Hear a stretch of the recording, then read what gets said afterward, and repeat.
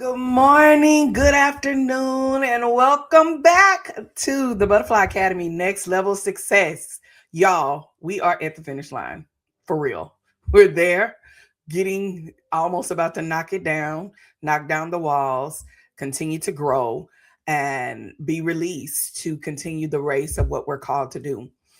This is week 12, phase 4. Well, we're still talking about the impact, the scaling, and the commissioning, but really giving you more of a closeout and more of a book that I read. So the next 3 videos that you're going to get 2 videos with the lessons. And of course, the very closeout video that's going to happen this week. So you're going to receive these kind of back to back so that you can get the fullness of this entire week before we meet on Monday to officially close this out. So I need you to get your pens, piece of paper. As I give you the last set of principles that I've learned from an amazing book by Steve Harvey called Act Like Success, Think Like Success. Because you're going to your next level success, these are some tools that I've learned and I want to share with you his tools, and of course a mixture of what I've learned and how I continue the growth matter of learning how to continue to grow. And so the topic that we're going to talk about today, and he talks about in his book, and I want to talk with you, is healing your heart through the haters. Healing your heart through the haters. Because I want you to know, as you move, you're going to have haters. And I want you to understand how to handle your haters after this class. So get your pen, piece of paper. Here we go. Let's grow. So listen, I need you to get real close wherever you are. Listen. Grab into these last 3 videos. It's going to be necessary. But I want you to remember this. The more you do more, the more you want more, the more you show up for you, the more you start investing into you, the more you start focusing on what you're designed to do and what you're called to do, and the more you show up for you, opposition is going to show up. Adversity is going to happen. Yes, I've talked about it before, but not to the extent that we're going to talk about it today.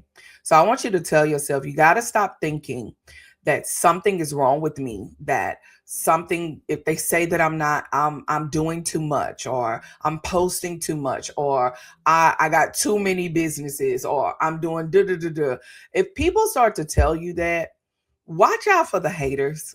Be careful of those around you that are focusing on what you're doing and how you're doing it. Because if you stop fighting the enemy, or you stop fighting, or you start to fight the enemy, or start to address the enemy, this is where you stop climbing.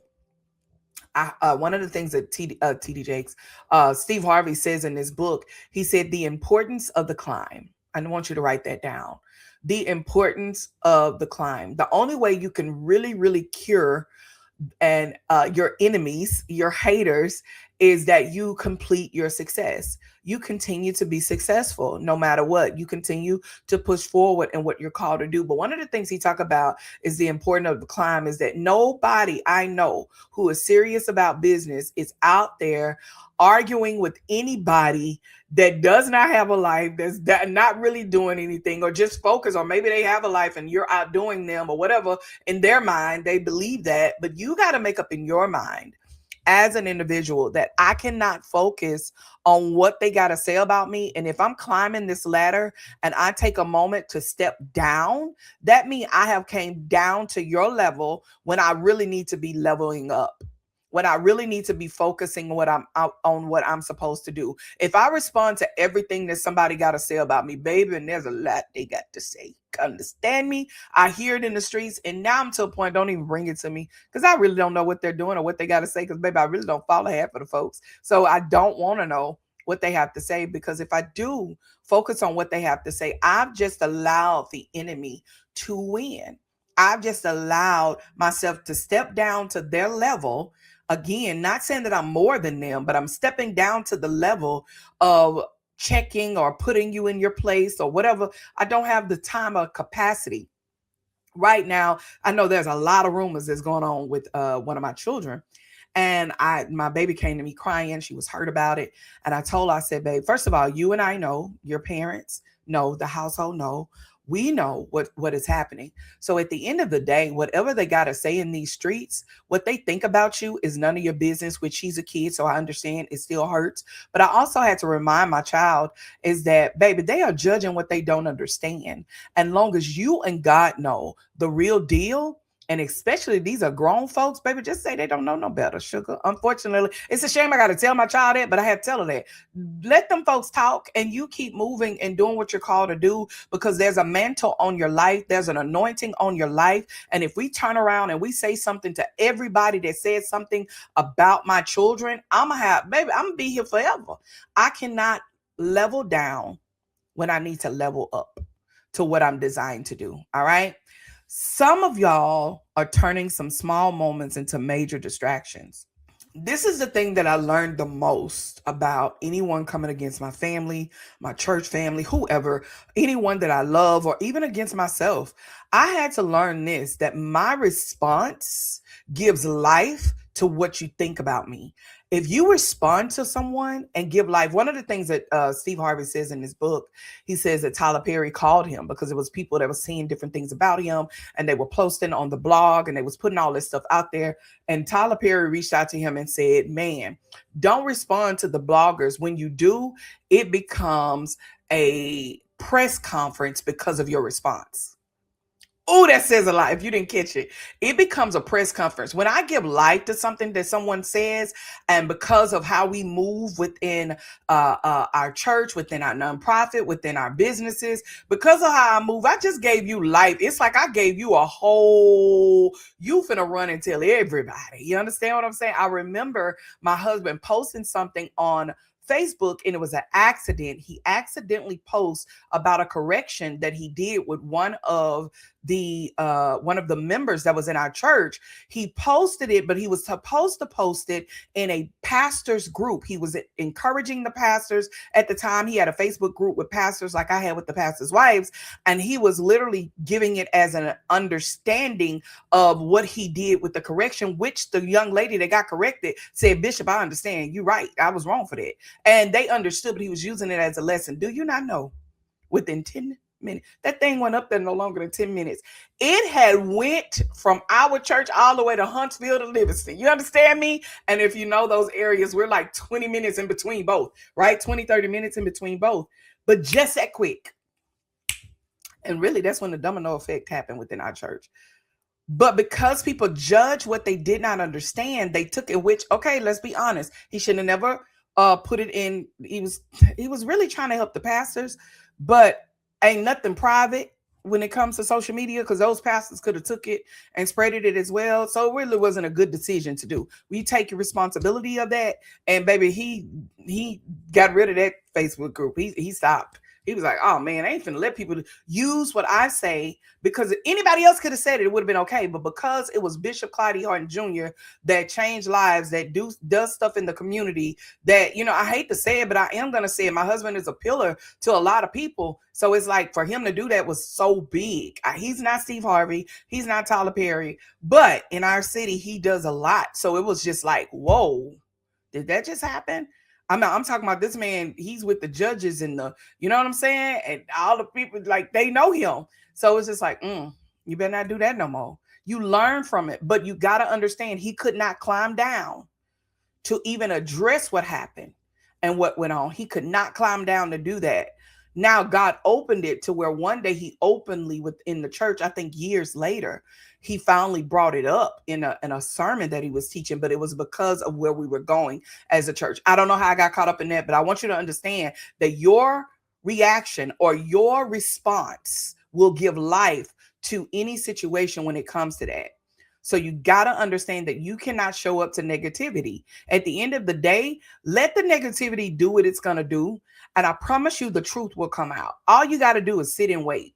The truth will prevail no matter what the situation is.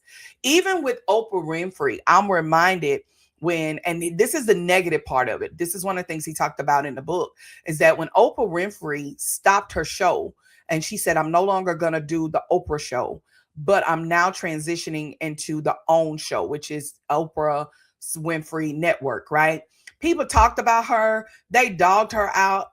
There's no way she's going to make it. There's no way she's going to even, this show is not going to work. You would not believe the amount of people that came against her because of what she was doing. That's why you cannot allow negativity of the thoughts of others while you're in the midst of building to cause you to make a response or cause you to shift or cause you to make a change. She literally, and you look at the show OWN, which is one of the top networks in the business when it comes to television. So you got to say to yourself, regardless if you come to me negatively, I have to realize that what I'm building, you may not understand. Because when I tell my dream and my vision to a small-minded person, they will never understand. And even if I tell my dream to a person that does not get it, that you won't understand. I know what God told me to do. I would never forget being a pastor's wife. And I literally started after I got sick, I was like, I can't just be in the four walls of these church. I feel like I'm supposed to do stuff outside. That's when I did the social media thing. And I started helping other women. And people in my church were ticked. They were mad. I almost said the P word. They were pissed. They were upset. Excuse me, my language. 2 words I say that probably ain't the word of the Lord. But anyway, they were ticked. They were mad. And they kept going to people and having conversations, showing up at people's houses and having conversations about me and who do she think she is and why is she doing this?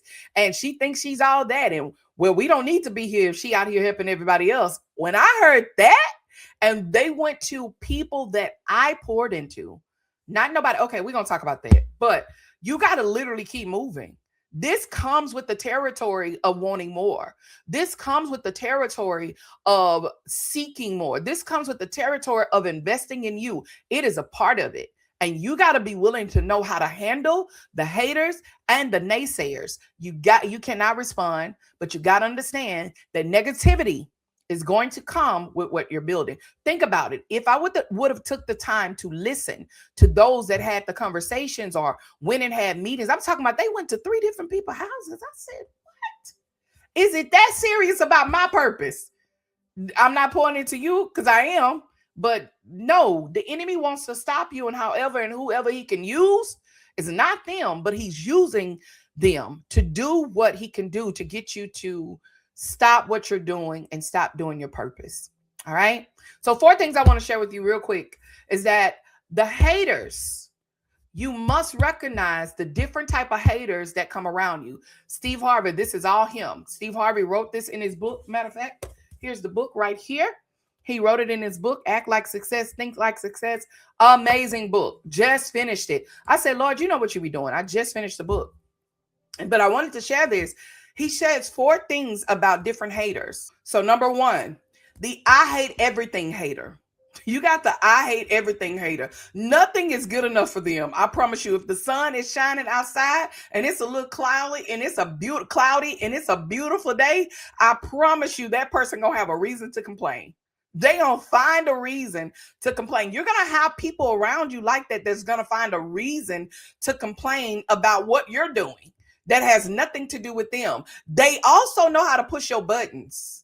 Like I said, people for the last year and a half, people been coming after my kid, and it's they come after them. Come after them other ones. They can handle their grown. They can handle their own, but don't try them either. Try Jesus, but don't try my children. Okay, but as the one, my baby girl that's still in school, and she's been going through for the last year and a half, and I've been watching the hand of God, but it's almost like from the teachers, from the coach, it's just been. And I would say this, when your child wrong, but then when there's a spiritual attack.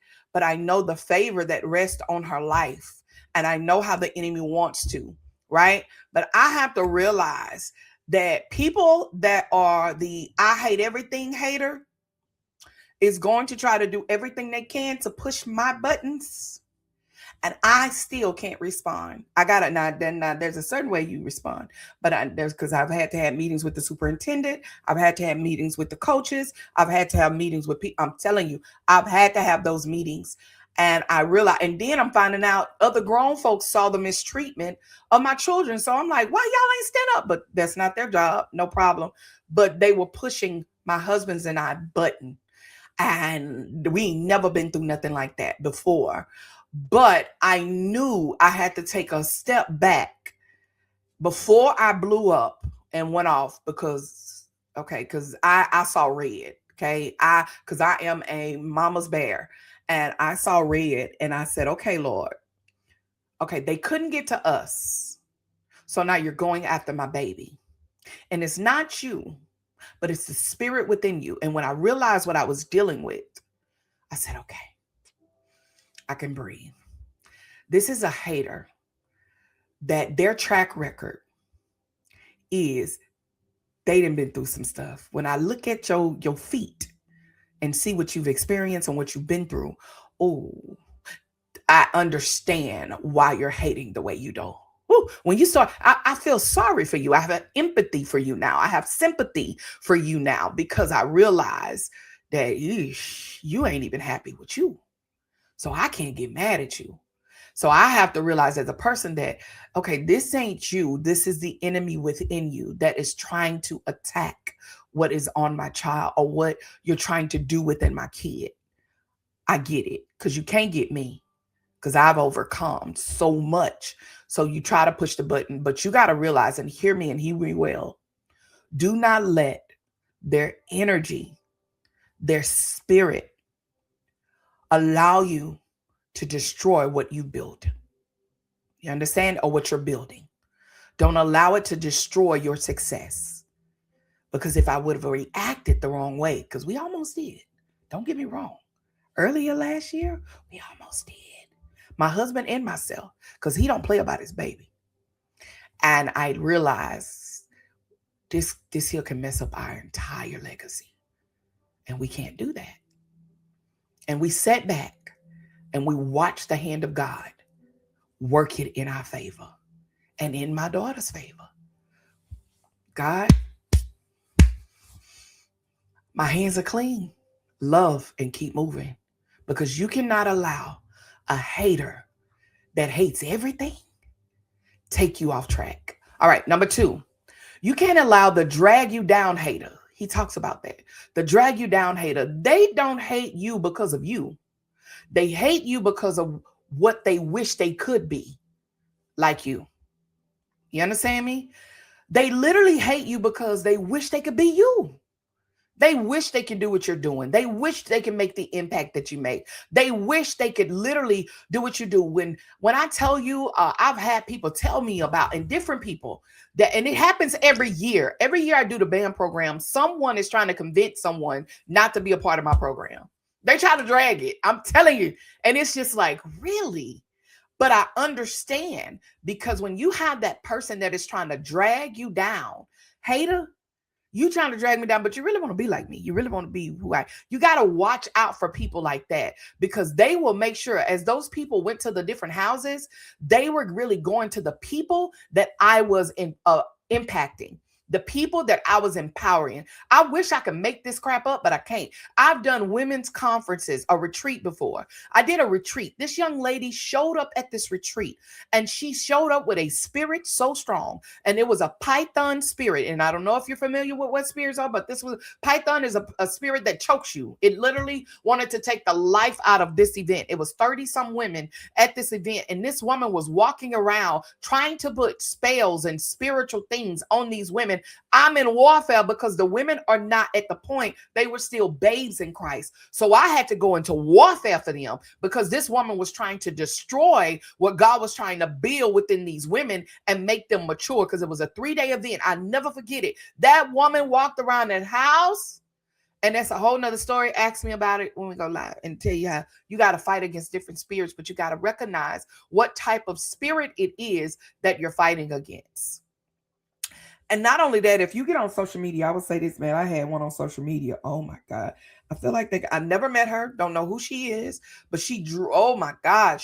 I shared with y'all. She tried to take everybody's name out. She was doing crazy stuff. Okay. Just ignorant stuff. Never met the lady. And she never showed her face. Like she didn't have a picture on her page. She just had some kind of pie. But this woman was she was almost a pest. But she literally got to a point to where She did so much. I can't even explain it. I don't even got time for that. But she literally, you got to watch out for people on social media because you may think it's just the people around you that hate you. No, baby, people in other states and other zip codes that do not like you from afar and they don't even know you. But they don't like you because of what you do on social media. Because don't you know on social media, it's just not for your state, it's also all around. And you don't even know these people don't like you. Be careful and be aware of those that will try to drain you down. Why? Because of jealousy. That's it. It's jealousy. They want to be you and they want to be like you. But what they don't understand is you can't destroy what God built. I don't care how much you try to destroy it. You can't destroy what God built. I'm literally, I look at our church, even when my husband doing what he did, you can't destroy what God built. Even when I do my program, you can't destroy what God built. God wants who he wants there in these programs when he wants them there. And that's how it works. You can't destroy what God built. If God built it, come on here, Nehemiah, who gonna tear it down? You can't. I can be the only one if I don't listen and obey him, but you got to realize that. All right, number 3, the situational hater. The situational hater. These are the users. These are, I call them the clout chasers. These are the ones, they will smile in your face and benefit from you and wait for the right moment to take you down. When we found out about the person that passed the messages, it was like they were waiting for that moment, baby. They couldn't wait. Baby, they was already mad at Bishop and myself, so they couldn't wait to that moment. They took it and ran with it. You got to be ready for those type of people, but they will smile in your face, tell you how much they love you and tell you how much they believe in you and tell you how much they're awesome for you. And this is what I found out. I have people tell me all the time, people be like, oh man, I love Bishop. I love her. Let me see your actions. Because once I see your actions, you can say how much you love me in my face, behind my back, whatever you do. But it's your actions that I pay attention to. And when I see your actions and I know for a fact that you are a situational hater, I will run from you.